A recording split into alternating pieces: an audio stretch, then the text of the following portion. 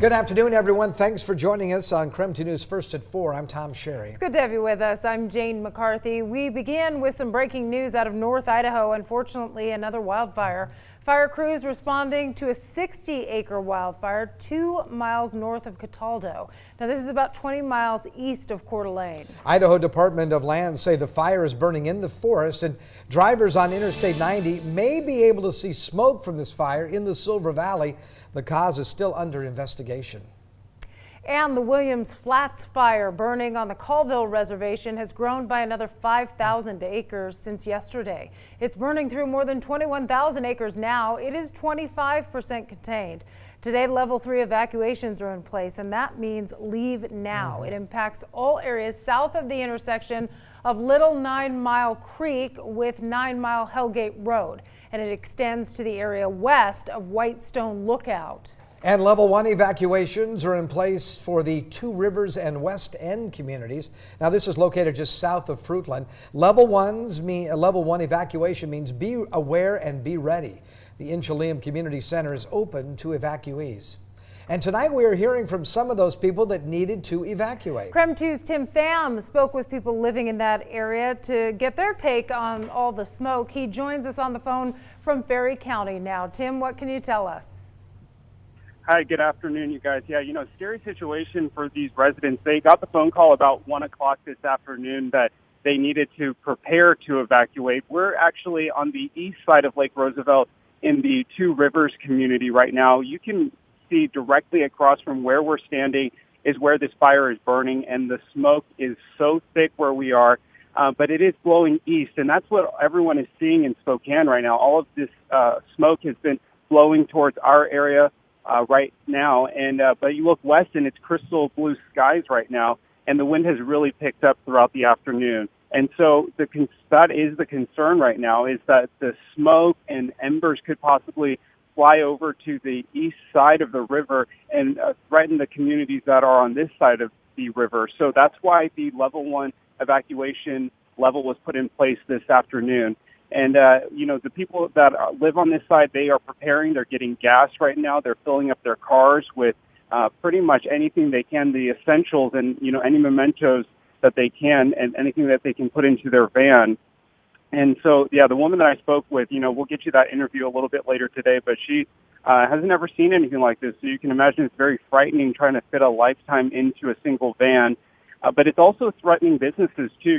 The Two Rivers Resort is here. As you guys know, this is a very busy, popular area.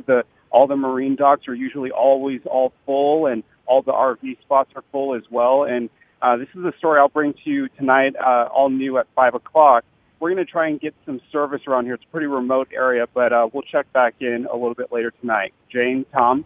All right, Tim, thank you very much for that report. We'll check back later. And as Tim mentioned, smoke from that fire, it's drifting into Spokane and North Idaho, so that's impacting our air quality. Right now, Spokane's air quality stands at 119, and that falls into the unhealthy for some groups range. For the second day in a row, Spokane had the worst air quality in the nation for a time. Over in Coeur d'Alene right now, the air quality in the moderate category, it's sitting at 92. Sandpoint is also listed as moderate right now. Yeah, and because of all the smoke and the heat, tonight the Spokane Symphony is moving their outdoor concert, which is usually held at this beautiful Arbor Crest Winery. Well, they need to move it indoor to the Fox Theater. They say the heat and the poor air quality just wouldn't be enjoyable for the musicians or the folks that are listening. And the heat can even damage their instruments. It's actually very hard on the musicians themselves and on their instruments, especially the string players. They're very fragile instruments and can actually be damaged irreparably. Yeah, so they're hoping that everybody who is planning to go to Arbor Crest will go down and watch them now at the Martin Woldson Theater. The concert starts at 7:30 tonight. Again, that's at the Fox Theater, I should say, at the Fox. And tickets are still available for $22. What a deal. $22 a seat. Get out there and support them. You bet. They're a great group. Well, no surprise, HVAC companies, they are really busy when smoke moves into the area. KREM 2's Taylor Vito spoke with one company in Spokane Valley, and they say they get all sorts of calls from businesses concerned about the air quality. Yeah, some want their air filters replaced, while others want their air vents closed to prevent smoky air from coming inside their homes. These are just some of the requests that HVAC companies are getting this time of the year. Taylor will have much more on this story tonight at 5. They are hopping. And keeping an eye on air quality just got a little bit easier. Web developers in the Pacific Northwest actually created an app for wildfire smoke. It sends specific alerts tailored to you and your specific air quality concerns. Yeah, KREM 2's Brandon Jones spent the day using the app to learn how it works. The app's called Piraka, a yoga term for the inhalation of air while breathing. Last summer, Aaron Ansel was a newcomer to the Pacific Northwest, and he felt like he was having a heart attack, but he wasn't sure why. When he found out it was due to poor air quality caused by smoke, it prompted him and his business partner, Andrew Enke, to give a heads up to those who are more vulnerable to the conditions. What we wanted to be able to do was to help people that are in those sensitive groups to get that advance notice that, is really most important for them, even when the air quality hasn't reached a level where it's unhealthy for healthy adults. All you have to do is put your zip code and phone number into the website, and an app sends you SMS text messages of how you should prepare for the day. It's just one of those days where the air quality is unhealthy for sensitive groups, and you can actually see all of the smoke built up in the background. But with Piraka, you would have been notified well ahead of time, and you would have been able to make preparations. When the smoke is built up like it has, pregnant women, senior citizens, and children are the groups that should use caution. The app was designed to be easy for anyone to use, and it took me only seconds to get signed up for alerts. Reporting for KREM 2, I'm Brandon Jones. Well, in terms of the forecast, we have 3 things to consider right now. We have heat, we have haze, and we have high fire danger. Boy, oh boy, here we go. Let's get right to it. Again, the heat advisory was supposed to expire tonight at 8 o'clock. No such luck. It has now been extended through tomorrow as the temperatures again are going to be in the mid 90s to upper 90s and even some areas in the lower 100s. That's everywhere you see shaded in orange right here. That's the heat advisory. Well, let's get right into this. Actually, that was the fire weather. Here's the fire weather watch.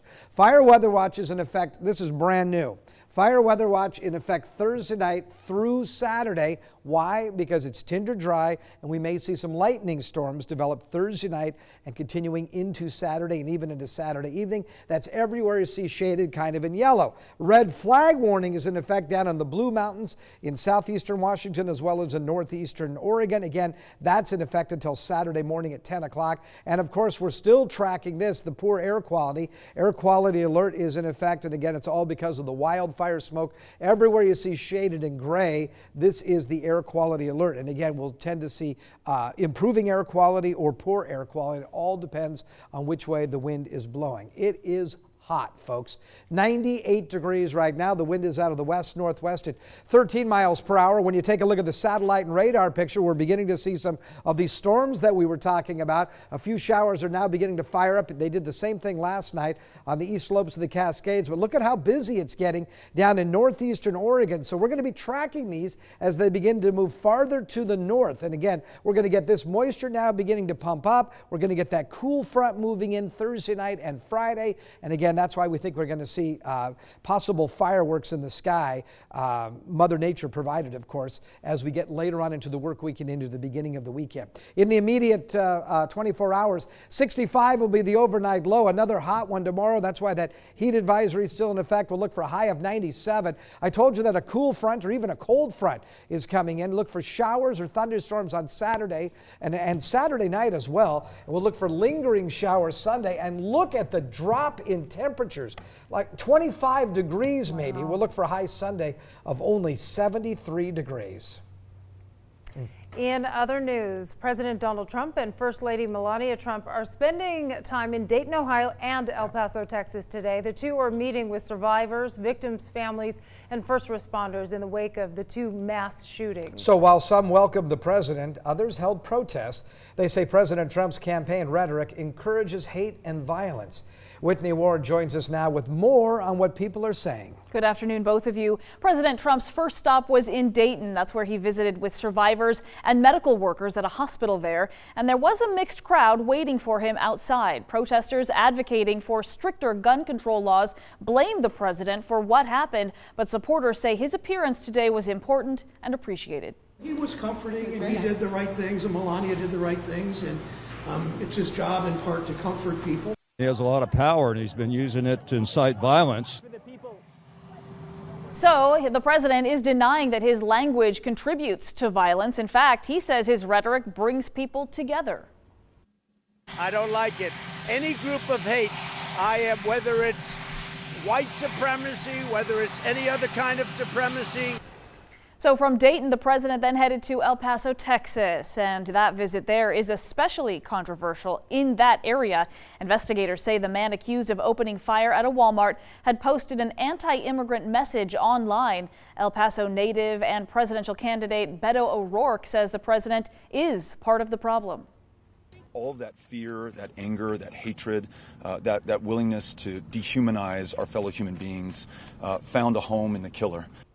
So if you spent any time on Twitter last night, you may have actually seen a back and forth exchange between O'Rourke and the president. President Trump told Beto he should respect the victims and law enforcement and be quiet. O'Rourke then tweeted back, 22 people in my hometown are dead after an act of terror inspired by your racism. He says El Paso will not be quiet, and neither will I. Despite all of this, the White House leaders are saying the president's visits are a time to honor the victims. Jane, Tom.